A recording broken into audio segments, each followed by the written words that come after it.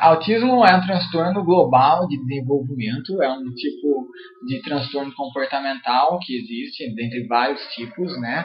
E esses quadros que são chamados de transtorno global de desenvolvimento ou transtorno invasivo de desenvolvimento, ou então, tem um outro nome que dão, não me lembro o terceiro, transtornos do espectro autista, são um conjunto de diferentes, né, problemas, né, diferentes classificações diagnósticas, mas o que eles têm em comum é que o indivíduo ele apresenta um repertório atrasado de desenvolvimento, né? Então, assim, ou seja, se você for pensar, se você estudar na psicologia do desenvolvimento, você sabe que tem determinados padrões de comportamento que você espera que indivíduos com certa idade apresentem, né? Mais ou menos tipo Piaget, né? Fase sensório-motora, operações concretas, operações formais.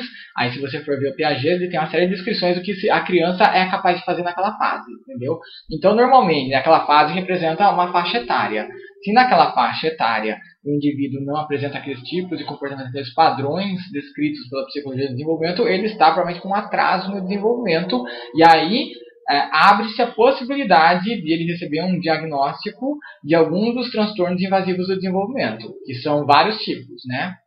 Existem alguns que são mais agressivos, que são mais, eles comprometem mais o repertório do indivíduo.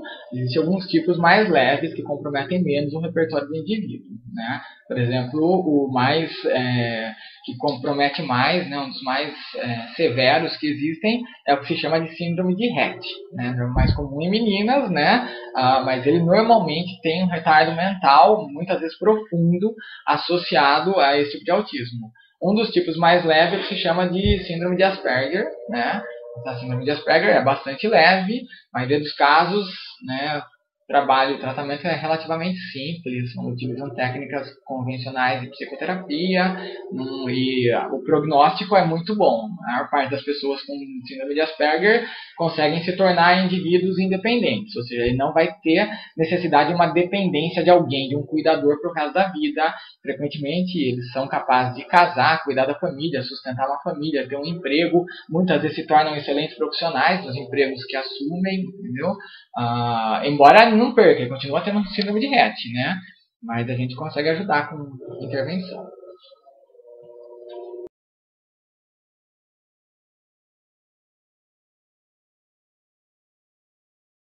Do autismo, depende do tipo de autismo, mas o diagnóstico do autismo, na maioria das vezes, é um diagnóstico comportamental, né? Então, assim, o diagnóstico, ele envolve coisas que o indivíduo faz, né? Ou seja, comportamentos, entendeu? Por exemplo, a classificação, se você pegar o DSM-4, né, que é o Manual Diagnóstico Estatístico de Transtornos de Comportamento da Associação Psiquiátrica Americana, você vai ver lá que existem basicamente 12 critérios diagnósticos, né, para você estabelecer o indivíduo com algum transtorno de desenvolvimento. Desses 12 critérios diagnósticos, são divididos em 4 tipos de repertórios diferentes, né? Um deles é interação social, então o indivíduo autista tem dificuldade na interação social. Outro é interação déficit em comportamento verbal ou déficit na linguagem, né? Também é muito comum. O autismo apresenta atraso na linguagem, dificuldade no desenvolvimento do repertório linguístico. E um final deles também, que é comportamento estereotipado. Então, são comportamentos estereotipados, estereotipias que indivíduos com autismo apresentam, né? O que é uma estereotipia? É um comportamento repetitivo, muito comum. Quem viu filme já de criança com autismo vê que as crianças se balançam de um lado para o outro com frequência. Às vezes pega uma rodinha do carrinho e fica horas rodando a rodinha e vendo a rodinha girar, entendeu? Então, assim, é um tipo de comportamento estereotipado. Às vezes fica se autoestimulando, muito comum comportamento autoestimulatório da criança que tem autismo, mexendo um dos membros do braço, girando o braço o tempo todo, né? Uma outra coisa também que eu acho que é interessante falar sobre o autismo é que a diferença entre uma criança com autismo e uma criança sem autismo, né, já que o diagnóstico é comportamental, na maior parte dos casos, a diferença principal entre uma criança com autismo e uma criança que não tem autismo é a quantitativa e não qualitativa, né? Ou seja, esses padrões de comportamento, eles acontecem com alguns tipos de comportamento que uma criança com autismo faz com uma frequência muito mais alta que uma criança que não tem diagnóstico de autismo. E alguns tipos de comportamento essa criança com autismo faz com uma frequência muito mais baixa do que uma criança que não tem o diagnóstico, né? Por exemplo, se você for observar uma criança de 3, 4 anos, ela vai ter, até adulto tem, né? Adulto com desenvolvimento típico. Nós todos, se a gente for se observar, eventualmente filmar num dia nosso, a gente vai ver que nós temos alguns tipos de padrões que a gente chama de comportamento estereotipado, né? Eventualmente a gente faz algum tipo de comportamento repetitivo. Eu estou aqui balançando o pé, você não está filmando, mas eu estou balançando o pé. Poderia ser um tipo de comportamento autoestimulatório, tal, repetitivo. Porém, a diferença entre uma criança, um sujeito com diagnóstico de autismo, eu estou falando criança porque a gente trabalha mais com criança que o prognóstico é melhor, mas adulto com autismo tem também. A criança com autismo vira um adulto com autismo, tá? Então, assim, a diferença é quantitativa só, né? A gente dura um pouquinho, a gente faz um comportamento repetitivo, acaba, a frequência é bem mais baixa. Uma criança com autismo faz com frequência muito mais alta, né? Ao ponto daquilo ali chamar a atenção e competir com outros tipos de comportamento, que seriam comportamentos de socialização ou comportamentos que envolvem educação, e eles acabam comprometendo a escolarização, por exemplo, né? Isso por isso que se torna um problema, né? Em compensação, algumas coisas eles fazem com uma frequência muito menor. Né? Por exemplo, comportamento verbal, né? Algumas crianças com autismo sequer têm interação verbal de qualquer tipo. Elas não falam, não se comunicam, né, de maneira nenhuma. Algumas se comunicam de maneira problemática, de maneira ineficaz, né? Outras, algumas conseguem se comunicar relativamente bem, né? Tipo assim, síndrome de Asperger, né? Embora tenha um atraso inicial na linguagem, você desatrasa rapidamente e a linguagem fica tão bem desenvolvida quanto uma pessoa que não tem autismo. O que daí acaba acontecendo no Asperger futuramente é que a pessoa acaba tendo problema de interação social. A pessoa tem problema de habilidades sociais, né? Um exemplo de filme assim, que a gente vê personagens com síndrome de Asperger, não sei se alguém assiste Big Bang Theory, né? É uma série de TV, uma comédia, onde tem uns personagens lá, o Sheldon, tal, que é um sujeito que é super inteligente, bastante esperto, né? No entanto, ele tem problemas de interações sociais, ele não consegue entender ironias, piadas, quando a pessoa fala um negócio só para brincar com ele, tipo, ele realmente acha que é verdade. Assim, esses problemas de interação social são comuns, embora ele não vai ter nenhum problema com linguagem, né? Mas frequentemente na infância, no início da infância, ele deve ter tido problemas. As pessoas acabam tendo algum problema de desenvolvimento linguístico. E quais os tipos e como diferenciá-los?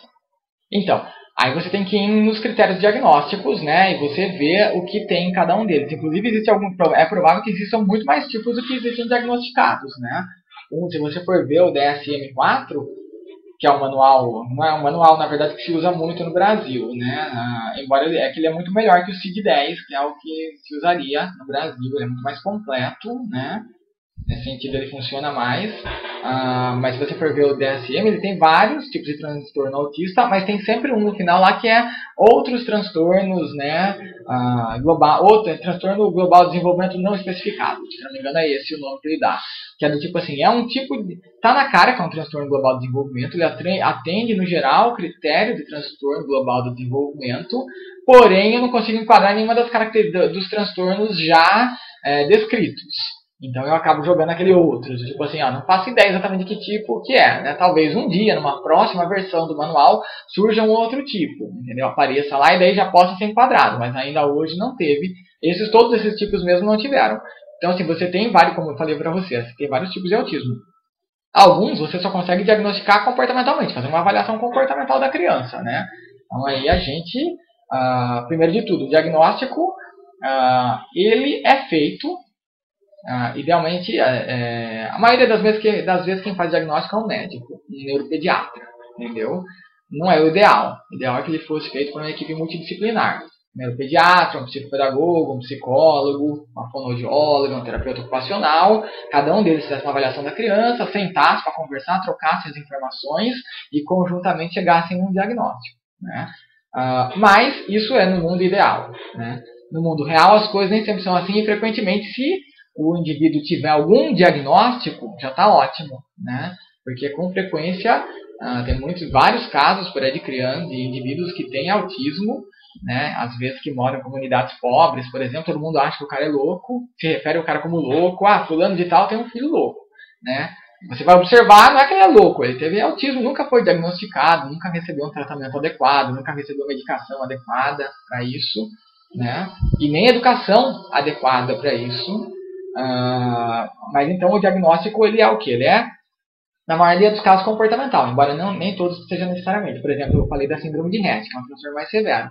Síndrome de Rett, você estudou em genética, quando você teve genética com a Sheila, você quis ver esse conteúdo, ele é uma alteração cromossômica, né, que acontece. Então, assim, você pode fazer um teste, você pode testar para isso, entendeu? Um exame médico que indica essa alteração cromossômica, você pode fazer um diagnóstico, né, bastante preciso. Nesse caso, o diagnóstico não necessariamente precisa ser comportamental, porque a gente já sabe o efeito da síndrome de Rett.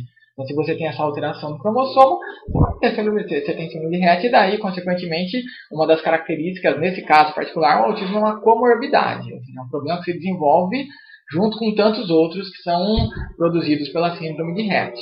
Tá? Então, aí a síndrome de Rett, no caso, né, o diagnóstico dela é genético, né, mas outros tantos tipos de autismo, o diagnóstico é comportamental. Então, a maior parte deles, você faz uma avaliação e você verifica o repertório comportamental do indivíduo. Quais são os déficits, quais são os excessos, quais são as reservas, e a partir disso você faz. No caso nosso, no estágio, a gente faz uma avaliação bem longa. Os alunos passam com frequência mais de um mês, só fazendo sessões de avaliação, né?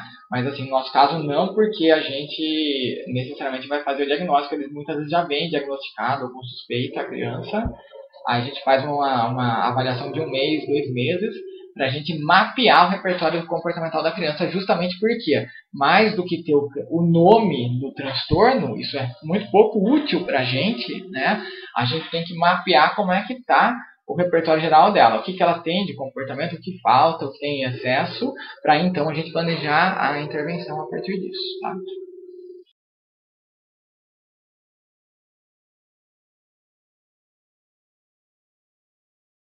Pela psicanálise, existe o método 3I, que é um método francês, foi criado por uma avó que fazia esse método com seu neto, foi vendo resultado em relação ao resgate desse desejo de interagir com o outro.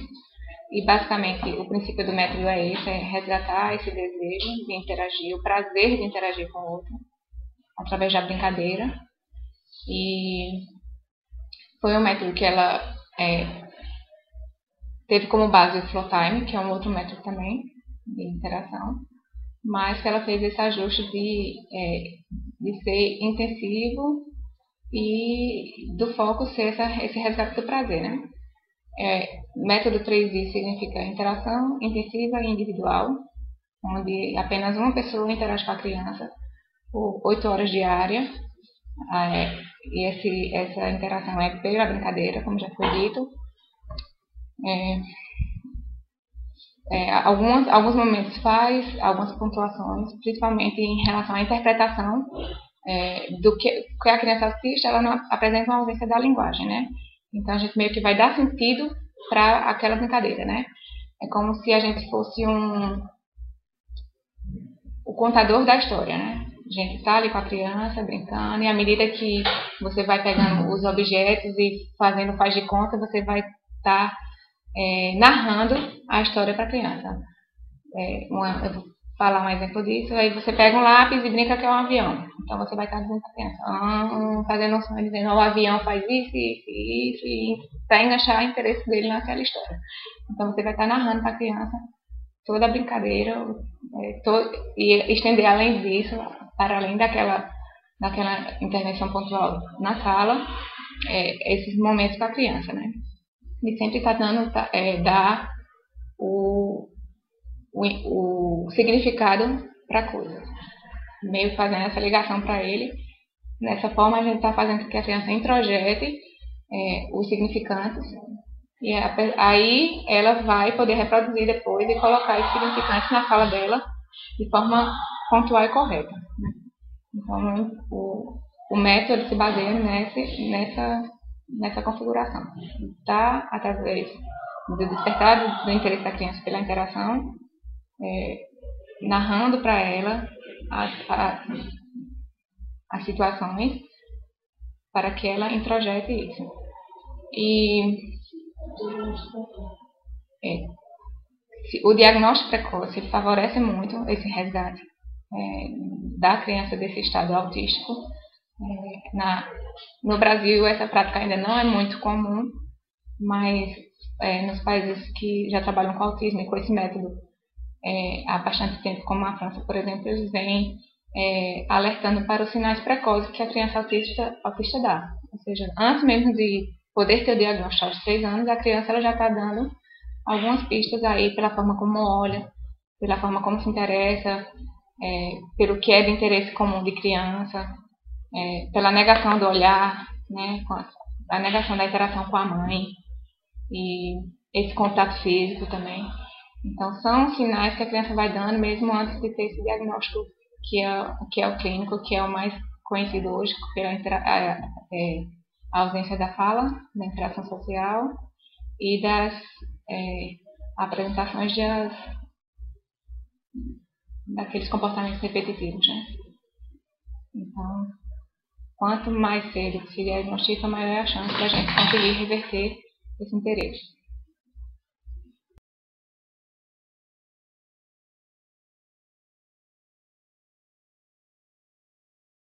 Tá. Terapia analítico comportamental para criança para indivíduo com transtorno de desenvolvimento, né? Com frequência é chamado de ABA, né? De Applied Behavior Analysis, né? Ela recebe esse nome porque a tradução aliás, é um nome em inglês para análise aplicada do comportamento. Com frequência a gente vê na área de autismo pessoal se referir, falar que isso é uma técnica de intervenção com autismo, o que é uma descrição bem imprecisa, né? Na verdade, a análise aplicada do comportamento ela é uma ciência aplicada do comportamento. Ela se baseia em fundamentos, em princípios gerais e universais de comportamento humano e não humano, desenvolvidos em laboratório, e ela deriva desses princípios, que seriam como leis, por exemplo, e desses princípios ela tenta produzir tecnologia, né? E aí, no caso, a análise aplicada do comportamento é a tecnologia produzida, né? É a tecnologia que tenta ser derivada desses princípios básicos comportamentais para intervir em indivíduo com autismo. Aí, como é que ela funciona? Inclusive, outra coisa, né, também, tanto que a análise aplicada ao comportamento envolve uma grande quantidade de tecnologias de intervenção em comportamento humano. O autismo é só uma delas, né? Ela pode ser aplicada à organização, ela pode ser aplicada em educação regular, ela pode ser aplicada em esporte, ela pode ser aplicada na clínica, com vários tipos de psicologia clínica se enquadram dentro dessa definição. Aí a análise aplicada do comportamento, basicamente, a intervenção com ela, primeiro de tudo, a gente recebe a criança, tal, que tem uma suspeita de autismo, ou tem um diagnóstico já fechado para um neuropediatra com frequência, e fazemos com esse diagnóstico, por exemplo, eu sabendo que a criança o indivíduo tem síndrome de Rett, né, síndrome de Asperger e tal, isso meramente diz sobre um conjunto muito geral de repertórios comportamentais que o indivíduo faz. Para mim, para a intervenção psicológica, é de muito pouca utilidade, né? Só te dá uma ideia do que esperar do indivíduo de maneira geral, né? Não te diz exatamente o que o indivíduo faz, o que ele é, entendeu? Aí você precisa conduzir uma avaliação comportamental mais rigorosa disso, antes de começar a fazer a intervenção. Você não chega a fazer a intervenção, você faz uma avaliação antes de fazer essa intervenção. Esse diagnóstico é importante para o médico, neuropediatra, por exemplo, né? Porque, com base nesse diagnóstico, os médicos eles podem definir uma medicação que pode ajudar no tratamento. A medicação certa contribui bastante para o andamento do tratamento, se for necessário medicação, tá? Mas, assim, para psicólogo, né, para análise do comportamento, por exemplo, é particularmente pouco útil na hora de intervir. Então, a gente faz uma avaliação comportamental que a gente frequentemente chama de linha de base, né, que é semelhante ao que os alunos da mesma nomenclatura que se dá no laboratório, né? Mas é uma nomenclatura interna, né? Frequentemente esse processo de avaliação, quando a gente fala com outros psicólogos, com outros profissionais, a gente chama de avaliação, já que pouca gente saberia o que é uma linha de base, né? Então você pode chamar de avaliação comportamental. Aí isso é aquele processo, né? Onde a gente vai mapear como está o repertório do sujeito, quais são os repertórios que ele possui instalados, quais que ele tem déficit, quais ele tem excesso, né? Então, são vários. A gente sabe, né, que, por exemplo, o nosso repertório comportamental, ele é que nem um andaime, né? Eu construo um sobre o outro, entendeu? Então eu tenho que, na verdade, tem determinadas coisas que são pré-requisitos para a instalação de outras coisas, que são pré-requisitos para a instalação de outras coisas. Então, basicamente, eu vou ver como é que está esse andaime construído. Então, que parte que está com problema, que parte que não está muito firme, que parte que está fortalecida o suficiente, entendeu? Ela vai fazer isso. Por exemplo, inicialmente, a gente faz uma avaliação de se o indivíduo, se a criança faz contato visual. Ou seja, se ela olha nos olhos de outros indivíduos, né? Com frequência, o indivíduo com autismo evita contato visual, faz muito pouco contato visual quando não faz nenhum contato visual, né? Assim, parece uma coisa tola, né? Tipo, eu sou psicólogo, não vou ficar estudando olhar no olho, né? Eu quero estudar os mistérios da mente, tá? Mas o problema é que o repertório comportamental, ele é construído com base no ambiente social, né? E muito na imitação desse ambiente social que é composto por outras pessoas. A gente só imita quando a gente atenta para outras pessoas. E o que a gente chama de atentar para outras pessoas é observar elas. Com frequência, observar o rosto através do contato visual, né? Então, aí a gente vai fazer uma avaliação. Se eventualmente o indivíduo não faz contato visual, isso daí a gente já coloca, a gente já faz um programa de treinamento onde a gente vai instalar inicialmente contato visual nesse indivíduo, né? Por quê? Porque está em déficit. Imagine só, a criança que não faz contato visual não vai olhar no rosto das pessoas. Se ela não olhar no rosto das pessoas, ela não vai imitar o que as pessoas fazem. Se ela não imitar o que as pessoas fazem, e consequentemente não vai poder ser reforçado e o comportamento não vai poder aumentar de frequência por imitar. A parte significativa dos comportamentos que a gente aprende para socializar o indivíduo na sociedade, ele é feito através de imitação. A gente tem que imitar padrões. Inclusive a fala, o comportamento verbal. Então, a criança que não faz contato visual, provavelmente não fala também. Certamente não fala. Por quê? Uma parte importante de aprender a falar é imitar o órgão fonoarticulatório. Então, assim, eu tenho que olhar no seu olho quando você está aprendendo uma língua nova. Se você observar bem na aula de inglês, por exemplo, né, você vai ver como é que é a boca que a professora faz. Você presta atenção para você tentar fazer o som que a professora faz. A gente não lembra da nossa infância, quando a gente aprendeu a falar, mas um processo semelhante se deu quando a gente estava aprendendo a nossa língua natural, né? Então, quando você instala o contato visual, você já instala um repertório básico para o indivíduo começar a aprender a falar, embora isso não seja suficiente, né? Aí, então você avalia, tá, agora ele faz contato visual. Ele imita, né? Então eu faço uns testes normalmente, tá? Eu chego e passo para a criança, imita, faz isso, né? Então faz isso, levanta a mão direita, né? Mexe a cabeça para o lado, mexe a cabeça para o outro. A criança não faz nada disso. Aí então eu insiro um treinamento, né? Eventualmente você vai avaliar que a criança faz contato visual, ela não imita. Aí eu insiro um programa de treinamento de imitação. Eu vou instalar a imitação na criança, né? Você vai começar a imitar. Aí a criança começou a imitar, você pode daí começar a imitação dos órgãos fonoarticulatórios, né? Quando você instala a imitação dos órgãos fonoarticulatórios, eventualmente a criança vai começar a imitar sons que você faz, né? Bá, faz bá, a criança faz bá, faz lá, a criança faz lá. Aí você começa a instalar repertório básico fundamental. A linguagem também, ela é toda instalada, tipo um conjunto de repertórios onde um depende do outro. Normalmente, o operante verbal inicial dessa instalação é o que a gente chama de ecoico, né? O que é um ecoico? É um operante verbal, né, onde você imita topograficamente a fala do sujeito, né? Então, fala para a criança, fala bala, a criança fala bala, né? E aí eu aplico uma consequência reforçadora sobre a imitação. A partir disso, eu começo a produzir, eu inicio, né, a instalação de um repertório básico linguístico. Aí, então, o passo posterior é começar a instalar o que a gente chama de mandos e tatos. Né, que são mandos e tatos. Então, quando você já tem um repertório verbal instalado, você já sabe a topografia das palavras, só que você ainda não sabe utilizar elas para pedir coisas ou para descrever coisas.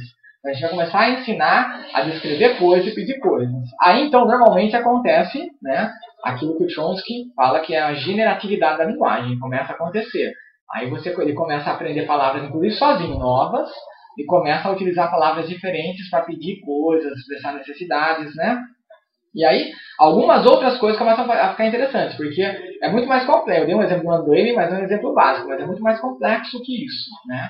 Com frequência, quando você instala algum comportamento, que você, às vezes, aparentemente, para um leigo não teria nenhuma relação com o outro, às vezes ele tem um efeito em outro comportamento, né? Por exemplo, é muito comum, se você tem uma criança, normalmente criança autista com atraso de desenvolvimento severo, mais severo, ela tem o que a gente chama de comportamento autolesivo, né? Ela se machuca, então, assim, ela pode se morder, ela pode puxar os próprios cabelos, ela pode bater a cabeça na parede, então assim, ela acaba se autolesando. Mas assim, quando você começa a instalar linguagem nela, né, que chama de repertório verbal básico, essa criança eventualmente começa a diminuir a frequência de autolesivo, entendeu? Você causa um efeito colateral às vezes, não é sempre, da instalação de repertório verbal básico, às vezes é uma redução num repertório inadequado, entendeu? Às vezes um aumento de outro repertório. Outra coisa, quando você instala um repertório verbal, na maioria das vezes, a interação social aumenta. Mesmo você não tendo feito nenhuma intervenção direta na interação social, a criança começa a interagir socialmente mais com os colegas. Assim, parece mágica, mas não é. Do ponto de vista lógico, se vocês forem ver, faz total sentido, né? Pensem bem, a maior parte das interações sociais de vocês no dia a dia, ela é verbal, não é? Você imaginaria, se você não tivesse repertório verbal, como seria difícil fazer interação social. Então aí, de repente, a criança tem repertório verbal e começa a falar com os amigos, entendeu? Agora, ela tem um repertório que ela não falava, não porque ela não queria, entendeu? Não era de sacanagem, né? Ela falava porque ela simplesmente não sabia como fazer aquilo, entendeu? Então agora que você instalou esse repertório básico, você faz. E aí nosso programa vai avançando, tem várias coisas. Existem técnicas que a gente faz intervenção para tentar reduzir autolesivo. Existem técnicas, né, que é o comportamento se machucar, que a gente faz intervenção para reduzir a frequência de autoestimulatório, né? Existem diferentes técnicas para avaliar o efeito de reforçadores. Existem diferentes técnicas para avaliar, por exemplo, o repertório verbal, e instalar repertório verbal de diferentes tipos, né? E aí até então a gente vai chegando na socialização, a gente pode intervir diretamente na socialização e eventualmente a gente começa nas partes finais, a gente começa a trabalhar, né, tentar fazer com que a criança faça coisas, que o indivíduo faça coisas que outras crianças fazem, que a criança autista raramente faz, né?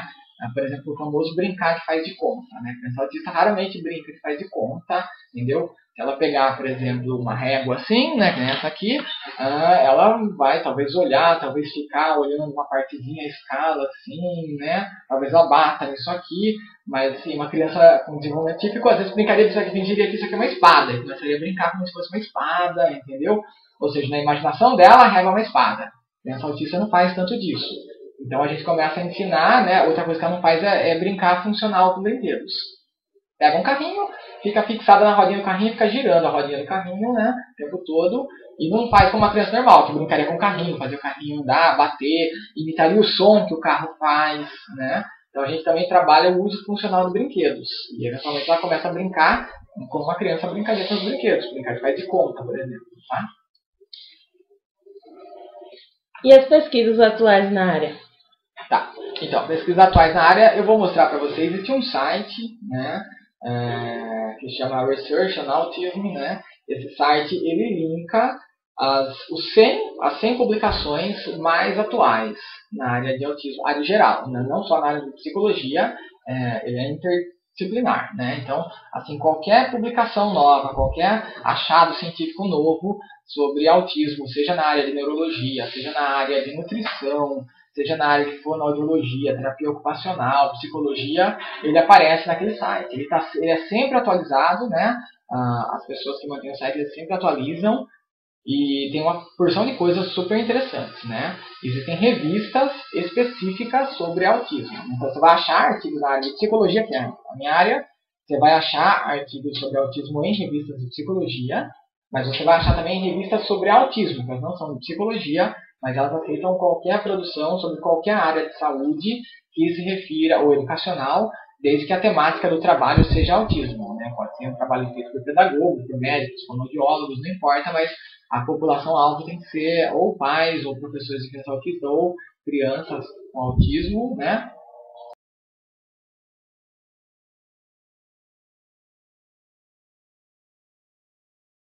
Na área de psicologia, né? Eu diria assim que os trabalhos mais recentes que têm aparecido alguns em língua portuguesa, embora a língua portuguesa seja desprezível, uma minoria, pouquíssima coisa saem.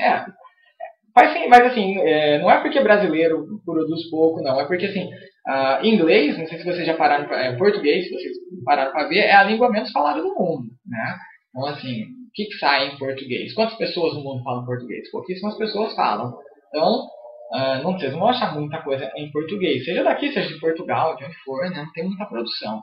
Mas tem aqui no Brasil, sobretudo, como tem agora toda uma política de inclusão, existem trabalhos, por exemplo, recentemente na Acta Comportamentária, sobre procedimentos para melhorar a interação social escolar na escola de crianças autistas com crianças com desenvolvimento típico, né? Ou seja, é uma intervenção psicológica onde você tenta fomentar, aumentar, maximizar a interação da criança com o autismo da criança que não tem autismo, né? Porque a inclusão por si só já ajuda isso, principalmente nas séries iniciais. Mas ela não garante que isso aconteça. Então existem algumas técnicas sendo desenvolvidas que podem facilitar isso e talvez aumentar o interesse da criança que não tem o desenvolvimento típico, né, e reduzir o preconceito dela para a criança que tem desenvolvimento típico para a criança que não tem desenvolvimento típico, tá? Existem outros trabalhos, por exemplo, também existem trabalhos onde se tentam se elaborar técnicas para levantar, para avaliar reforçadores eficazes no trabalho com criança autista. Uma das coisas super importantes que a gente tem que encontrar são os reforçadores para o trabalho da criança com autismo. Então, assim, a gente tem que definir o que é que funciona como consequência para mim aumentar a frequência de comportamento. Entendeu? Porque às vezes isso é importante. Então, assim, eu tenho que saber avaliar, às vezes, quanto mais rápido eu conseguir avaliar isso, mais rápido eu inicio a intervenção, né? Então, a gente tem técnicas de avaliação funcional, né, de reforçadores, onde você tenta rapidamente avaliar o que funciona numa criança, né? Uma determinada criança, para cada criança são coisas diferentes. Não tem como você fazer uma avaliação geral para, sei lá, pegar 1000 crianças autistas, avaliar no geral e descobrir, isso aqui funciona para todos, né? Não, para cada criança tem que ser feito individualmente, não tem jeito, né? É claro que, assim, normalmente tem uma tendência, e criança autista, em muitos casos, o que funciona para uma criança com desenvolvimento típico não funciona para ela. Por exemplo, um elogio, um carinho, né? Algumas crianças autistas têm aversão ao toque, então, assim, se a criança emitir um comportamento, está tentando fazer um treinamento, a criança emite um comportamento e você pega e faz um carinho nela, às vezes ela começa a ter uma crise de agressividade. Se ela tiver autolesiva, ela começa a se autolesar. Pode acontecer, não é todo caso, obviamente não é todo caso que acontece isso, não é uma minoria até, né? Mas assim, isso é possível de acontecer. Por isso que a gente tem que fazer a avaliação, né? Você tem que saber o que você vai usar como reforçador antes de usar aquilo ali como reforçador para evitar episódios desse tipo, né? Principalmente autolesivo que pode ferir a criança fisicamente, né? Então, essa é uma das coisas. Outras técnicas que tem se trabalhado, né? A gente teve um TCC nessa linha aqui no Univasf até, o treinamento de pais e de professores de educação especial sobre como trabalhar com criança com desenvolvimento atípico, sobretudo autismo, né? Porque, assim, uma das características também que tem a criança autista é que, ao contrário da criança com síndrome de Down, por exemplo, que é extremamente sociável, né? Muito carinhosa, muito afetuosa, né? E todo mundo adora trabalhar com ela, a criança autista, em muitos casos, ela é antissocial, ela não quer contato, ela não olha no seu olho, ela não vai demonstrar afetividade por você, ela não vai demonstrar gratidão. Isso é frustrante para os pais e é frustrante para os professores. E, inconscientemente, os professores, às vezes, da educação especial, até às vezes começam a excluir a criança, né? Justamente porque, principalmente criança que tem comportamento autolesivo, eles às vezes não sabem como lidar com isso, né? Então eles têm medo que a criança comece, de repente, do nada, comece a ter comportamento autolesivo, então quando ela está bem quietinha, ele deixa ela bem quietinha, num canto, entendeu? Só que o problema é que isso tem um nome, se chama exclusão, entendeu? Se eu não estou envolvendo a criança nas atividades da educação, nas atividades da escola, eu estou excluindo ela. Mesmo que ela esteja fisicamente aqui, se ela não estiver tirando proveito dessas atividades, isso é exclusão do mesmo jeito. A diferença é que no lugar de ela estar excluída fisicamente da escola, ela está excluída funcionalmente da sala de aula, né? Então, alguns trabalhos tentam treinar professores, né? Inclusive, alguns trabalhos tentam estudar as melhores técnicas para fazer o treinamento de professores, né? O trabalho das alunas nossas que elas realizaram aqui, elas pegam professores de educação especial E elas tentam vários procedimentos na literatura para treinar os professores, né? Elas tentam dar uma palestra, elas tentam usar um procedimento que se chama videomodelagem, elas inventam uma outra técnica que é a montagem de um painel sobre como os professores vão proceder em cada caso, né? Sim. Aí a gente teve resultados diferentes. Inclusive, aparentemente, a escolha do próprio método depende de uma avaliação de repertório do professor, como dependeria da escolha do método para usar com a criança, né? Então, assim, aí elas tentaram descobrir qual era o método mais efetivo para trabalhar com professores. Elas não conseguiram. Cada professor foi um método diferente que se revelou mais efetivo. Mas elas descobriram o método menos efetivo, né? Isso elas descobriram. Palestra, tipo assim, dar uma aula expositiva, né, que nem a gente dá, a gente professor dá na universidade o tempo todo, é a maneira menos efetiva de se ensinar um negócio para uma pessoa, né? Então, assim, agora existem diferentes maneiras de você ensinar. Existem também técnicas, pessoas que trabalhos que desenvolvem, tentam desenvolver a técnica com os pais, né? Que assim, no trabalho, na análise aplicada do comportamento, o prognóstico ele é muito melhor se você conseguir o envolvimento dos pais e dos professores, né? O dos pais é relativamente simples da gente cooptar, certo? Porque os pais têm um interesse muito grande, genuíno, direto na melhora do desenvolvimento da criança. Dos professores é um pouco mais difícil, né? Até é interessante isso porque, com frequência, às vezes os alunos acham, quando vêm para o estágio, acham que, e vêm filmes, e vêm além em casos de autismo, acham que é extremamente difícil trabalhar com a criança com autismo, né? E aí, depois de um tempo trabalhando, eles observam que não é. É fácil trabalhar com a criança com autismo. Mais difícil trabalhar com pais e professores. Dá muito mais trabalho do que trabalhar com a criança em si. A criança em si é tranquilo, não apresenta grandes dificuldades. Basta você saber avaliar direitinho, usar uma técnica direitinho, né? Então você tem que ser competente no uso da técnica, você consegue. Agora com pais e professores as coisas são mais complicadas. Tá? Alguns pais, não são todos, alguns pais eles acham que o terapeuta tem que fazer sozinho. Tipo assim, uma vez que tem o terapeuta envolvido, eu não preciso fazer mais nada. Agora é problema do terapeuta, né? Não é, tem que ter, né? Os professores também, os professores não têm às vezes um vínculo emocional como o pai tem com a criança. Então fica mais difícil você conseguir envolver os professores no trabalho, né? Mas se você conseguir, aí a criança se desenvolve bem mais rápido, né? Seria um mundo ideal.